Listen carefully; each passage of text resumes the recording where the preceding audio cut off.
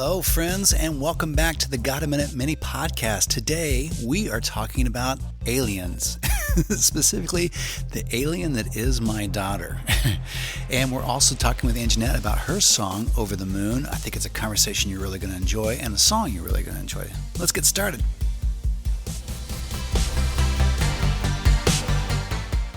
Got a Minute Mini Podcast is a production of Pioneer Dream, celebrating 30 years of telling stories for our corporate, nonprofit, and entertainment partners.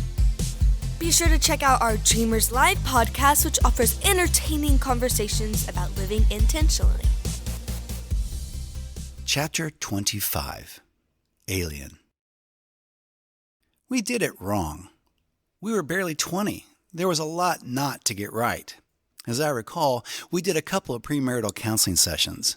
But I think those appointments mostly revolved around tacit conflict resolution and the importance of the vows we'd be saying in a couple weeks. It didn't really head deep into the hard questions like, where do you see yourself living in 5 years? Are you a warm or cool color person? Do you open gifts on Christmas Eve or Christmas morning? Is the person who loads the dishwasher also responsible for unloading it? And how many kids do you want? At the time, it wasn't a question of if you were going to have kids, just how many. Having kids is just what married people do. We were married over Christmas break of our sophomore year of college, so the answer to the kid question was always later. That bought us some time. I think initially there was a kind of hazy assumption that kids were in our future, but the timeline was always floating. Probably when we're 25-ish. Let's look at it again when we're 30. And then the realization came that maybe we didn't really want kids. Maybe it wasn't mandatory after all. We fell in love with being the couple without kids. We were bucking the norm. We traveled, worked all hours of the day. We did whatever seemed right in the moment. It was great. Eventually, we just announced to our families that we didn't want kids, so they'd quit asking every 6 months.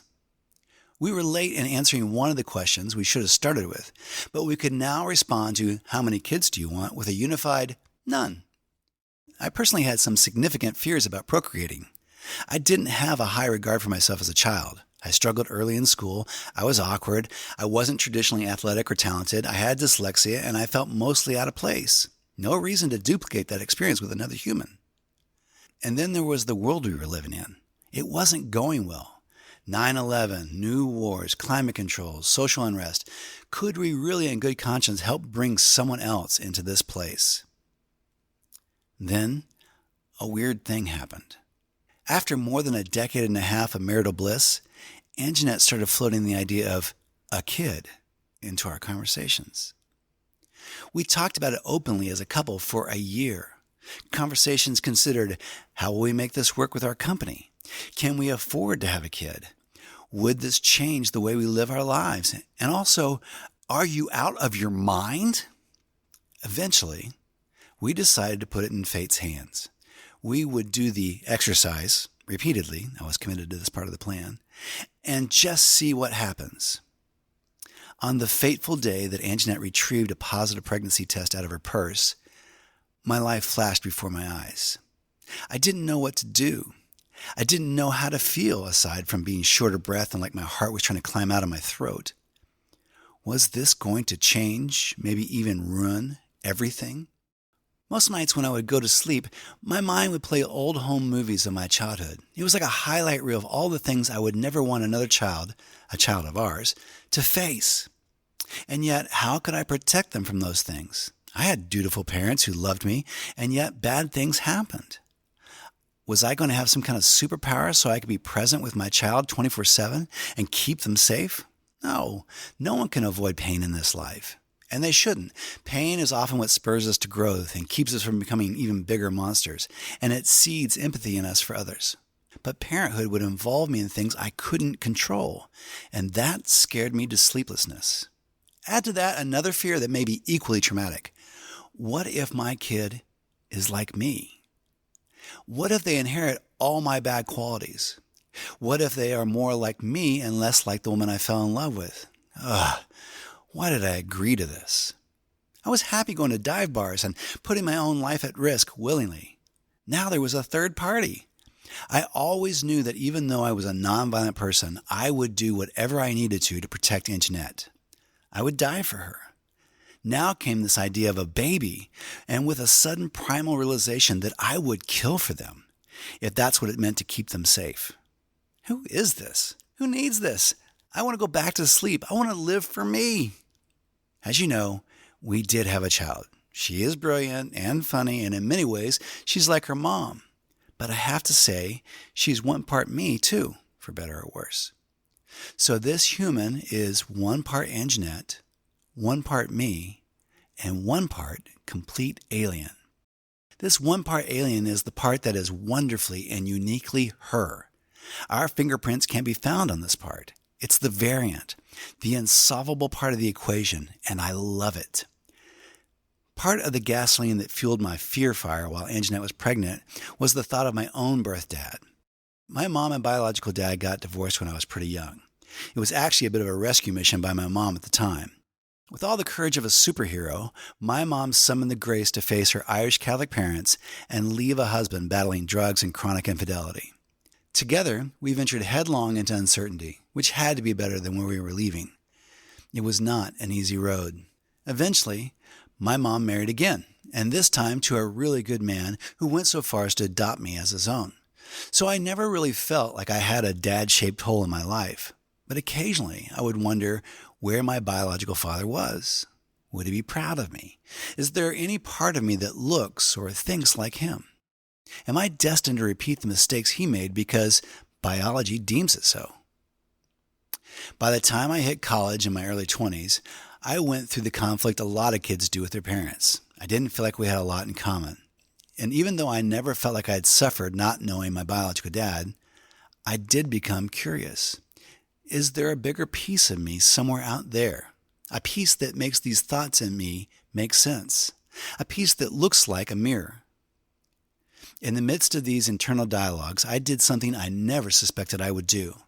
I called my biological dad. There was a stranger's voice on the other end of the phone, one I couldn't place with my limited images in my memory bank of a young, newly divorced 20-something hanging with his kid on the weekends. Then an opportunity arose. We were traveling for work. I would be in the same state as him. I could reach out to him if I wanted to. I told my mom what I wanted to do. I assured her this wasn't due to any lack I had, and then I made arrangements to meet someone I hadn't seen in 30 years. This was it. Time to find the missing link. Time to look in that mirror. The trouble was, the missing link wasn't there. I met this man, bound to me by DNA and a short history, but there was no aha moment. No, this is the part of me I couldn't account for. In short, I could see the one part mom in the cocktail that is me. And when I looked deep enough, which took a bit of courage, I could even see the part of my biological dad in me. The reality is, most of what I saw was the alien, that part that somehow seemed exclusive to me. I have dreams and thoughts and skills and ideas I know are not just the result of the combined inherited genes I received. I can't account for them in the people who helped make me. They are alien to my biological lottery, for better or worse. I can see this principle in my wife, too. She came from a great family. There's a tremendous amount of shared memories and experiences and even traits. But there are parts of her that are all alien. Intuitions, passions, skills, flavors of humor, and creativity that are just her, despite the presence of a very persistent and expressive DNA. I love that. It makes me feel more valued. It gives me hope that my daughter is more than the sum total of my genes combined with another. There's more hope and possibility than that. Alien. What is uniquely you and the gene recipe that makes you you? How does that one part alien you show itself? It may be hard to see what makes you unique at first, but I bet it's there. Ask someone if you can't see it yourself. Then meditate for a minute on what it is to be the alien that is you. My guess is your personal stock will go up in how you see yourself. Then turn on your heart light, lift one finger to the stars, and phone home. You great, lovable alien, you.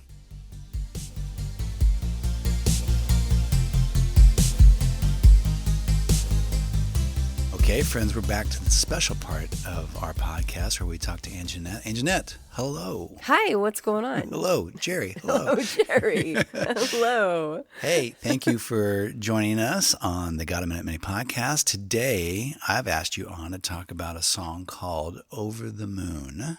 Yes. Yeah. Can you tell us a little bit about how that song came about? Oh, that's a sweet one. That goes back a ways. We were in Chicago, and I was newly pregnant with Evangeline, Yes. and we were both pretty worried about it. Yes, we were. We were a little older than your average first-time parents, and there was, if you let yourself, there was a lot to be worried about. Yeah. That things wouldn't work out right, etc. Yeah. Anyway, I had a weekly gig at a place called the Blue Star Wine Bar, which was in the Ukrainian Village part of Chicago, Okay. which isn't as far out as it sounds. No, right. It was Yeah. kind of right there by Nor downtown. as distinctive. It wasn't like there was an archway that announced this is where you are. Yeah, Welcome that's to- right. Yeah. And the way it worked is you would play on a certain night. They started me on a Tuesday, and if you could draw enough people, they would move you up. And so I'm kind of proud because by the time we left, I think I had played a Friday night. Yeah. So anyway, but I was worried about her. I had this little song in mind called Over the Moon, and I started imagining what it would be like for things to work out and for Yeah. her to be part of our life. And so it was sort of a song about dreaming about that. I've always thought that was such a sweet phrase too. Like, Yes. how are things going? Oh, I'm over the moon about this. Yeah. So right. anyway, so that song became a special thing. And then of course, when we wrote the Bird in the Moon book, Yeah, the children's book. yeah, the children's book, you used that song as Well, and it was full circle because then Evangeline was born, and She was born. she It was worked born. out. Worked We're so thankful. And then she ended up helping us with some of the stuff on the book after that. She did. She was our main audience, and she would tell us if she liked the illustrations that Right. Jill Kramer was doing, and she would come into the meetings and be part of it. And then she helped when we did the audio version of the book. She read one of the parts. Yeah, that's right. So that song has been special to our family because we used it in the book as the song that the bird and the moon sang to each other. Yeah. So anyway, that's a special one. And I have a few of my friends/fans that are so sweet, and that's their very favorite. So anyway, thanks for using it on the Got a Minute Mini podcast. Let's take a listen.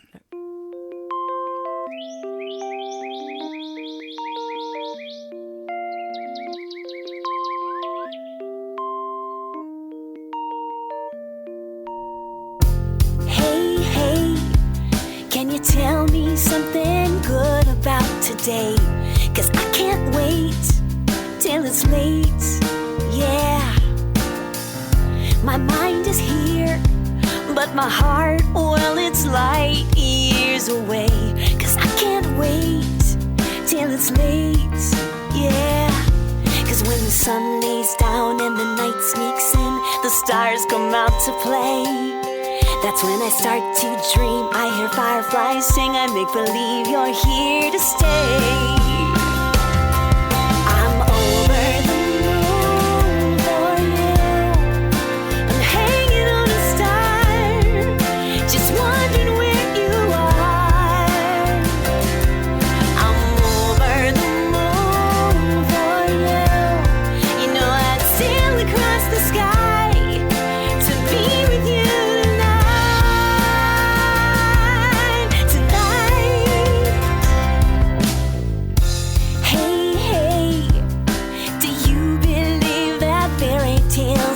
True, 'cause I've been writing one for you, yeah. So come on up and join me on a moonbeam for two. The night is young, it's all brand new, yeah.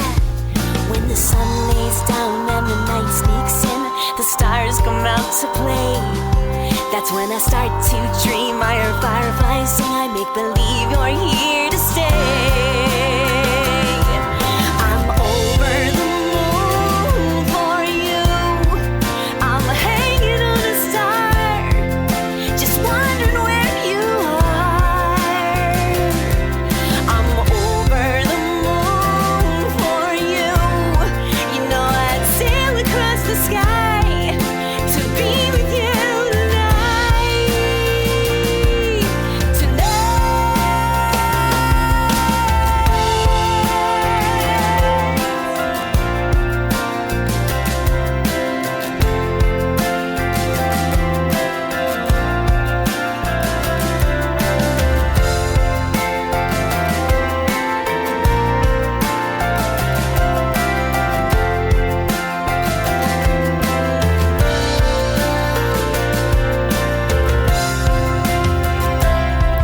When the sun lays down and the night sneaks in, the stars come out to play. That's when I start to dream. I hear fireflies sing, I make believe you're here to stay. I'm over the moon for you. I'm hanging on a star, just wondering where you are. I'm over the moon for you. You know I'd sail across the sky to be with you tonight.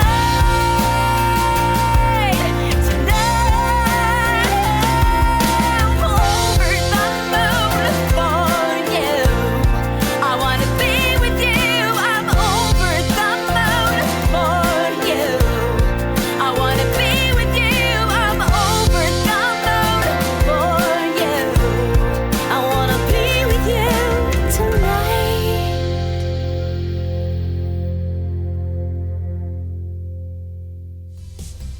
Thanks for listening. We'd love it if you'd like and subscribe to the podcast and then share it with the people you know. Thanks. This has been a production of Pioneer Dream.